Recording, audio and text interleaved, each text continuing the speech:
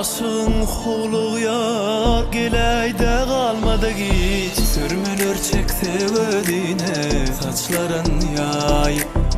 Ballarım katsa tedine şeyle açayım. Beni zadiledi cadi gözlerim.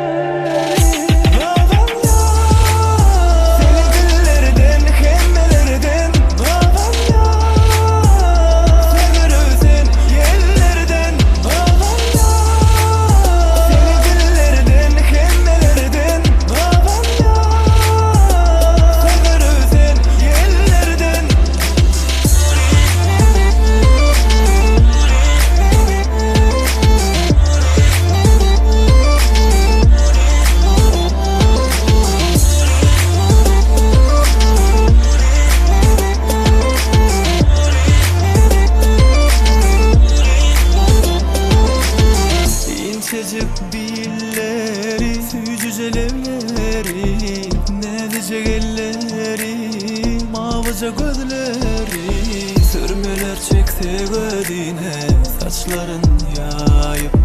Yalvarıp baksa yüzüne